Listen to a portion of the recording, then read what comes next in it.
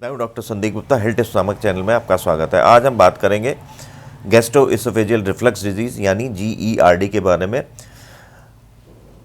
जिसे हम आम भाषा में एसिडिटी या सीने में जलन भी कहते हैं। GERD के बारे में हम बात करें उससे पहले हम स्टमक और एसोफेगस की एनाटॉमी के बारे में समझ लेते हैं, जिससे हम आगे चल के हमें चीज़ों को समझने में आसानी होगी।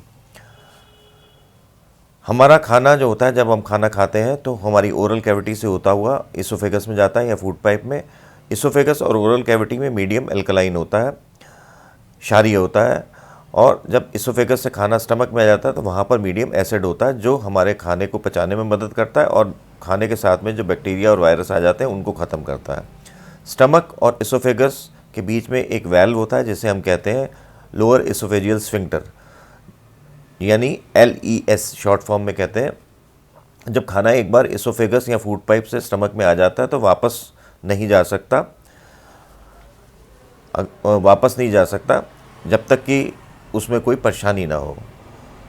वापस किन सर्कमस्टांसेस में जाता है? जब कभी उल्टी वगैरह हो जाए, जब हमारा LES ये जो वेल्व है उसकी टोन कम हो जाती है। टोन कब कम हो जाती है? चाय कॉफ़ी पीने से, अल्कोहल लेने से, मोटापे से, एक्सरसाइज ना करने से, या फिर हमारी इसोफेगस फूड पाइप के मोटेलिटी में कुछ फ़र्क आ जाता है, या फिर स्टमक जो हमारा खाना आने के 4 घंटे बाद लगभग खाली हो जाना चाहिए, वो खाली नहीं होता है किसी वजह से, डायबिटीज़ की वजह से या किन्हीं और वजह से। जब खाली नहीं होता है तो स्टमक पर प्रेशर ज़्यादा पड़ता है, या हम ज़्यादा खा लें तो स्टमक हैवी हो जाता है, तो उससे जो है थोड़ा खाना रिफ्लक्स कर जाता है, स्फिंक्टर पर प्रेशर ज़्यादा पड़ता है। तो इन सारी चीज़ों से जो है रिफ्लक्स हो जाता है। रिफ्लक्स मतलब खाना जो स्टमक से ऊपर आने लग जाता है इसोफेगस में। अगर खाना थोड़ा सा भी ऊपर आ जाता है या एसिड थोड़ा सा भी ऊपर आ जाता है इसोफेगस में, तो क्योंकि वहाँ पर जो फूड पाइप की अंदर की जो लेयर है उसको एसिड में रहने की आदत नहीं है, तो जब वो आ जाता है एसिड थोड़ा सा भी, तो सीने में जलन बहुत होने लग जाती है और इसोफेगस की अंदर की म्यूकस मेम्ब्रेन को वो नष्ट कर देता है। अब हम GERD यानी गैस्ट्रोएसोफेजियल रिफ्लक्स डिजीज़ में क्या दिक्कतें होती हैं उसके बारे में बात करते हैं। गैस्ट्रोएसोफेजियल रिफ्लक्स डिजीज़ में मुख्यतः 3 लक्षण होते हैं। एक तो आपका रिफ्लक्स होता है गैस्ट्रिक कंटेंट्स का, मतलब जो खाना जो स्टमक में जो चीज़ें होती हैं वो फूड पाइप में आती हैं। खाना जब निकलते हैं तो उसमें दर्द हो सकता है, जिसे हम डिस्फेजिया भी कहते हैं, और जलन होती है सीने में।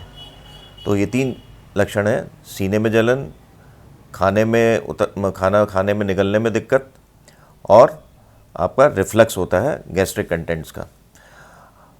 बाकी इन मेन लक्षण को छोड़कर बाकी और काफ़ी सारे लक्षण हो सकते हैं रिफ्लक्स की वजह से। जब रिफ्लक्स होता है और गले में एसिड आ जाता है तो उससे 2-3 चीज़ें होती हैं। एक तो गला ख़राब हो सकता है, सोर थ्रोट हो सकता है, आपकी वोकल कॉर्ड्स में स्वेलिंग आ सकती है जिसकी वजह से आपकी आवाज़ भारी हो सकती है, आपके दांतों में दिक्कत हो सकती है, दांतों में इरोजन्स हो सकते हैं, दांत जल्दी ख़राब हो जाते हैं। कभी अगर सोते सोते अगर रिफ्लक्स होता है गैस्ट्रिक कंटेंट्स का या एसिड का, अगर लंग्स में चला जाए तो उससे निमोनिया भी हो सकता है। एक बहुत ही इम्पॉर्टेंट चीज़ और होती है जिसे हम कहते हैं चेस्ट पेन। ये चेस्ट पेन बिल्कुल हार्ट अटैक से मिलती जुलती होती है, हार्ट अटैक के पेन से मिलती जुलती होती है। ICCU में जो पेशेंट आते हैं हार्ट पेन लेके, छाती में दर्द लेके, उसमें से बहुत सारे केसेस जो होते हैं वो गैस्ट्रोएसोफेजियल रिफ्लक्स डिजीज़ के होते हैं। गैस्ट्रोएसोफेजियल रिफ्लक्स डिजीज़ के कारण जो चेस्ट पेन करके पेशेंट्स आते हैं उनमें अननेसेसरी बहुत सारे टेस्ट कराने पड़ सकते हैं, क्योंकि हार्ट अटैक एक सीरियस प्रॉब्लम है, उसको रूल आउट करना बहुत ज़रूरी है। कोई ज़रूरी नहीं है कि ECG में सब चीज़ें आ जाएँ, हार्ट अटैक वगैरह आ जाए, तो उसके लिए आगे बहुत फर्दर टेस्ट कराने पड़ते हैं। गैस्ट्रोएसोफेजियल रिफ्लक्स डिजीज़ इतनी सीरियस प्रॉब्लम नहीं है, पर अगर बहुत लंबे समय तक रहे या ट्रीट ना करें तो उसमें इसोफेगस में नीचे, फूड पाइप में नीचे रुकावट आ सकती है बहुत लंबे समय तक अगर ना करें। तो हम अगर गैस्ट्रोएसोफेजियल रिफ्लक्स डिजीज़ को हम ठीक कर लेते हैं तो ये जो अननेसेसरी जो चेस्ट पेन करके जो पेशेंट्स आते हैं, जो हार्ट अटैक जैसा प्रेजेंट करते हैं, तो वो वाले केसेस कम हो जाएंगे। कभी कभी ऐसा होता है कि कोई भी लक्षण नहीं होता, ना सीने में जलन होती है, ना खाने में दिक्कत होती है, ना रिफ्लक्स पेशेंट को फील होता है, और वो चेस्ट पेन करके आते हैं पेशेंट्स। तो ऐसे के पेशेंट्स में, और उसमें हार्ट की प्रॉब्लम भी निकलती है, तो ऐसे पेशेंट्स में हम फूड पाइप में पीएच देखते हैं। पीएच मतलब कि वहाँ का मीडियम एसिडिक है कि अल्कलाइन है। नॉर्मली जैसे मैंने बताया अल्कलाइन मीडियम होता है, तो अगर उसको 24 घंटे के लिए एक डिवाइस होती है, उसे हम 24 घंटे के लिए डाल देते हैं उसमें फूड पाइप में। तो अगर वो एसिडिक हो आता है, उसमें एसिड ये शो करता है कि उसमें एसिड आता है इसोफेगस में किसी समय, तो इसका मतलब ये है कि आपका चेस्ट पेन GERD की वजह से हो सकता है। अब हम बात करते हैं GERD के ट्रीटमेंट के बारे में। GERD का मेन ट्रीटमेंट है लाइफस्टाइल चेंजेस। लाइफस्टाइल चेंज में क्या करते हैं, जिन चीज़ों की वजह से लोअर एसोफेजियल स्फिंक्टर डिजीज जो स्फिंक्टर जो होता है उसकी टोन कम होती है, उसको अवॉइड करना है। जैसे चाय, कॉफ़ी, स्पाइसी खाना, बहुत ऑयली खाना, आपका मोटापा और एक्सरसाइज ना करना, इन चीज़ों को करना है।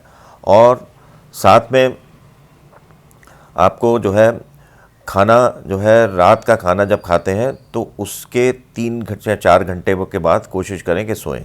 एकदम खाना खाते ही नहीं सोना चाहिए। खाने के साथ में पानी भी नहीं पीना चाहिए। खाने के या तो आधा घंटे बाद पिए या 1-2 घंटे पहले पिए, जिससे पेट में फुलनेस ना हो।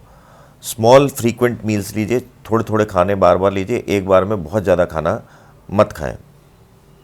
स्मोकिंग को अवॉइड करें। एक सबसे ज़्यादा ज़रूरी चीज़ ये है कि हमारे हेड एंड को रेस कर दिया जाए। हेड एंड का रेस पिलो से ऊपर करके नहीं हो पाता। ये या तो अगर हम चारपाई से सोते हैं तो एक 8 इंच का ब्लॉक लगा सकते हैं, एक ब्रिक लगा सकते हैं सिर वाले हिस्से के नीचे, चारपाई के नीचे। या फिर अगर आपके पलंग है तो आप पलंग बनने शुरू करें जिसमें 8 इंच की एक्स्ट्रा लकड़ी जो है, चौड़ी लकड़ी जो है सिर वाले हिस्से के नीचे लगा दी जाती है, जिससे रिफ्लक्स होने के चांसेस कम हो जाते हैं थोड़े। तो ये तो हो गया लाइफस्टाइल चेंजेस और थोड़े ऐसे मेजर्स जिसमें दवाइयाँ यूज़ नहीं होती। अब दवाइयों पे आते हैं। दवाइयों में जो सबसे ज़्यादा यूज़ होती है वो होती है एंटासिड जेल, जो आमतौर पर लोग ले लेते हैं बिना प्रिस्क्रिप्शंस के। दूसरे नंबर पर आता है एक H2 रिसेप्टर एंटागनिस्ट होते हैं, जिसको जो जैसे जिनटेक जो आम भाषा में जो बहुत ज़्यादा यूज़ होती है जिनटेक, इसमें रेनिटीडीन सॉल्ट करके होता है। अभी कुछ समय पहले ये बैन कर दिया गया था कि इसमें कुछ कैंसर पैदा करने वाले तत्व पाए गए थे, और साथ में फेमोटिडीन वगैरह ये आती है H2 रिसेप्टर एंटागनिस्ट में। तो ये दी जाती है, एसिड के सेक्रीशन को कम करते हैं। नंबर 3 पर आता है प्रोटॉन पंप इनहिबिटर। इसमें सॉल्ट के नाम मेरे ख्याल शायद सभी लोगों को पता होंगे, ओमेप्राजोल, पेंटाप्रोजोल और रेबिप्राजोल। ये सारे भी एसिड को कम करते हैं, बनना कम करते हैं, और ये बहुत ज़्यादा मात्रा में यूज़ होते हैं इंडिया में। इन का नुकसान कुछ नहीं है शॉर्ट टर्म में, पर अगर लॉन्ग टर्म में लेते रहें, ज़्यादातर पेशेंट्स इसे लेते रहते हैं बिना डॉक्टर के प्रिस्क्रिप्शन में के, तो उससे लॉन्ग टर्म में किडनी में डैमेज हो सकता है, विटामिन B12 डेफिशिएंसीज हो सकती हैं, आपकी और भी बहुत सारी प्रॉब्लम्स हो सकती हैं। जब आपका एसिड कम बनेगा तो आपका बैक्टीरिया और वायरसेस नीचे जा सकते हैं, जिससे उसमें इन्फेक्शन रेट बढ़ जाता है, पेट में इन्फेक्शन का रेट बढ़ जाता है। इसके अलावा हम कुछ चीज़ें देते हैं प्रोकाइनेटिक जिनका मतलब होता है, प्रोकाइनेटिक का मतलब है आपकी आंतों की चाल को ठीक करते हैं। ये है, इसमें डोमपेरिडोन आता है, मेटक्लोप्रामाइड आती है। ये जो सॉल्ट होते हैं, ये जो दवाइयाँ होती हैं, ये स्टमक से खाने को जल्दी निकालती हैं और लोअर एसोफेजियल स्फिंक्टर की टोन को बढ़ाती हैं, तो जिससे खाना जल्दी नीचे चला जाता है और जो स्फिंक्टर है उसकी टोन इंक्रीज हो जाती है, जिससे खाना रिफ्लक्स नहीं होता एसोफेगस में। अब बहुत रेयर केसेस में कभी कभी जो बहुत ही रिफ्रैक्टरी केसेस होते हैं जिसमें दवाइयों कोई रिस्पांस नहीं आता है, लाइफस्टाइल चेंजेस का कोई रिस्पांस नहीं आता है, तो उसमें सर्जरी करते हैं।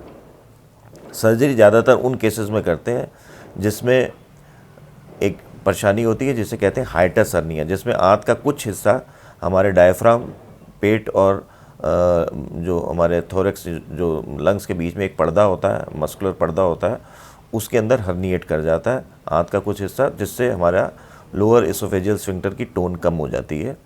तो रिफ्रैक्टरी केसेस में सर्जरी भी करनी पड़ती है, पर बहुत रेयर केसेस में की जाती है।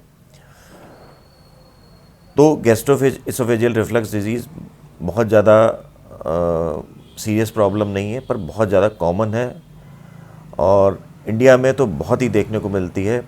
हर दूसरा पेशेंट आपको GERD का मिल जाएगा। इसका ट्रीटमेंट करना और लाइफस्टाइल चेंजेस करके हम लॉन्ग टर्म में इससे फ़ायदा हो सकता है। आज बस इतना ही, फिर कभी किसी वीडियो के साथ मिलेंगे। मेरे वीडियो को शेयर करिए, सब्सक्राइब करिए और लाइक करिए। नमस्कार।